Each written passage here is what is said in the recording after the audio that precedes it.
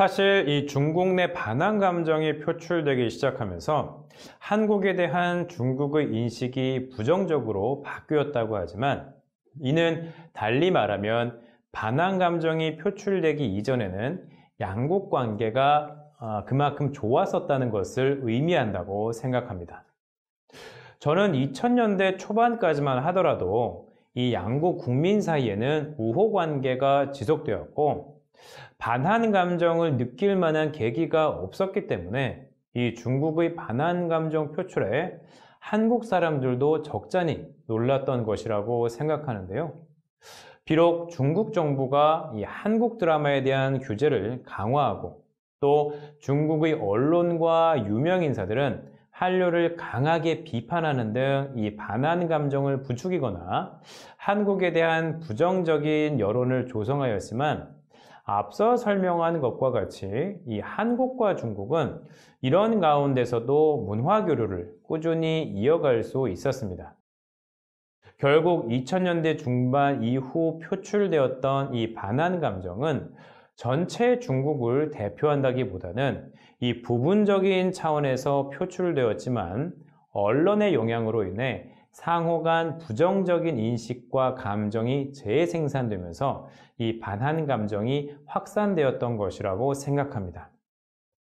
하지만 그럼에도 불구하고 양국 국민의 감정과는 별개로 한국 콘텐츠에 대한 중국 정부의 규제는 제도적인 차원에서 조치를 취한 것이기 때문에 이 한류가 빠르게 확산하던 2003년 전후와 비교한다면 이 시기의 한류의 확산은 상대적으로 정체되었다고 볼 수 있겠습니다. 그리고 2010년 초 이 중국 속 한류는 다시 한번 재도약의 발판을 마련하게 됩니다.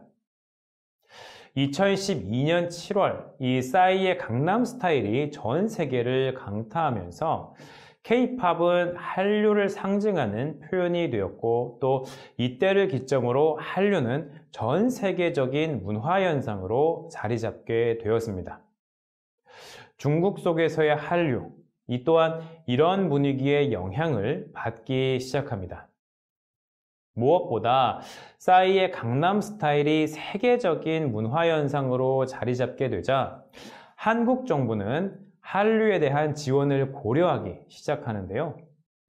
이 강남 스타일로 인해 발생한 엄청난 경제적 효과는 물론, 이 한국 문화의 전파가 가져온 이 한국 국가 이미지의 제고, 나아가 외교적 부분에 대한 대중문화의 긍정적인 영향까지 이 한류로 인한 파생 효과가 매우 크다는 것을 정부 차원에서도 인지했기 때문입니다. 싸이로 인해 K-팝이 한류를 대표하게 되었고, 또 한국의 대중문화가 다시 한번 흥행하고 있던 상황에서 2013년 2월 25일 박근혜 전 대통령은 대통령 취임식을 통해 이 문화와 첨단 기술이 융합된 콘텐츠 산업 육성을 통해 창조 경제를 견인하겠다고 강조합니다. 한류야말로 이 한국 콘텐츠 산업의 핵심이기 때문에 이 박근혜 전 대통령의 취임사는 한류의 세계화에 정부도 적극적으로 나서겠다는 의지를 보여주는 것이라고 할 수 있습니다.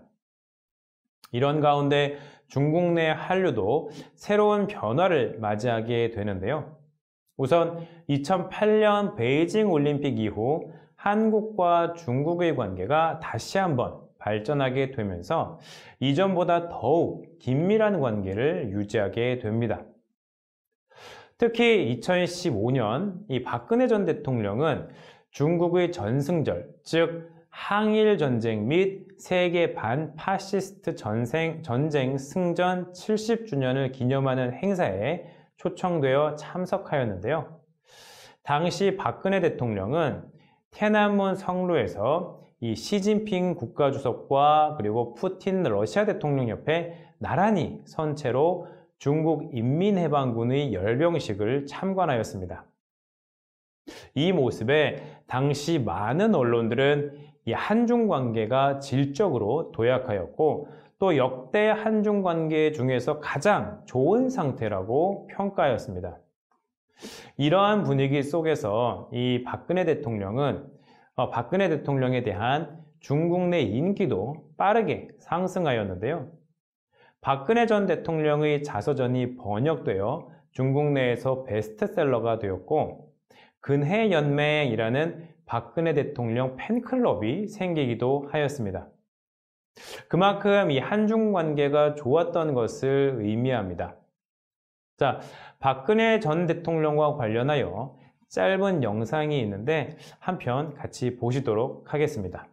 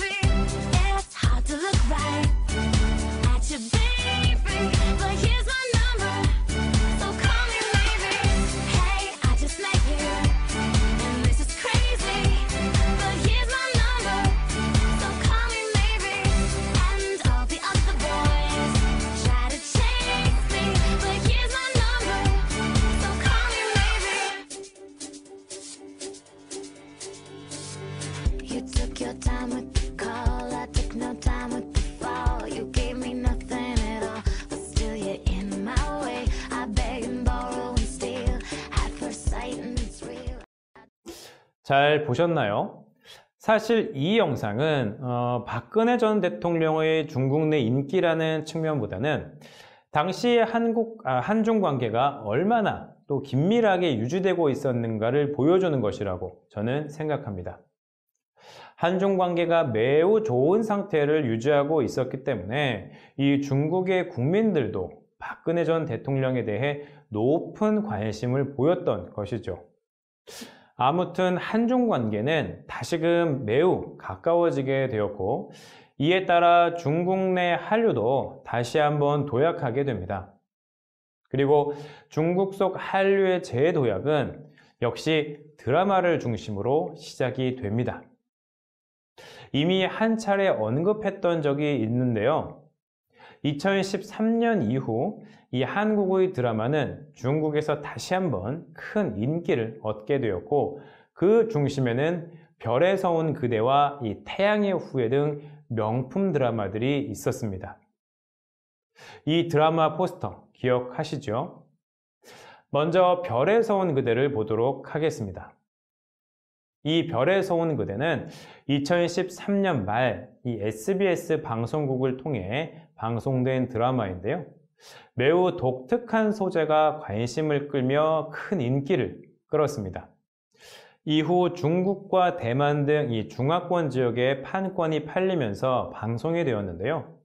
별에서 온 그대는 드라마가 수출된 중화권을 중심으로 폭발적인 인기를 끌게 되었습니다. 중국 정부의 이 한국 드라마 규제, 그리고 한국 드라마에 대한 부정적 여론의 확산, 여기에 K-팝이 세계적으로 선전하는 등 상대적으로 주춤했던 드라마가 다시 중국을 중심으로 인기를 얻기 시작한 것입니다.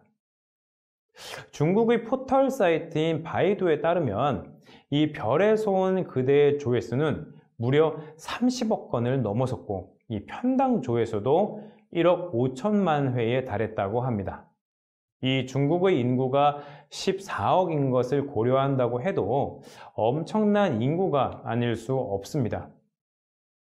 싸이의 강남 스타일이 전 세계적인 문화현상으로 등장하였다면, 이 별에서 온 그대는 중국 내에서 하나의 사회현상으로까지 자리 잡았다고 할 수 있습니다. 당시 별에서 온 그대의 인기가 어느 정도였는지 이 중국 중앙텔레비전 CCTV의 평가를 보면 어느 정도 알 수 있는데요. 당시 별에서 온 그대에 대한 중국 사람들의 열광을 분석하기 위해 이 CCTV는 별에서 온 그대의 중국 내 열풍과 관련하여 시사 프로그램을 방송한 적이 있습니다. 그리고 결과적으로 당시 CCTV는 이 별에서 온 그대의 인기에 대해 이는 단순한 드라마가 아니고 이를 넘어서는 사회 현상으로 봐야 한다라고 평가를 하는 것입니다. 사실 별에서 온 그대는 이 중국에서 방송되기까지 우여곡절을 겪었는데요. 우리가 앞서 이 중국 정부의 콘텐츠 규제에 대해 살펴본 적이 있습니다. 별에서 온 그대가 수출될 때에도 이 중국 정부의 규제는 여전히 유효하였고, 이로 인해 수출까지 굉장히 까다로운 절차들을 거쳐야 했던 것입니다. 그리고 이 까다로운 심사 항목 중에는 내용에 관한 것이 있었는데요.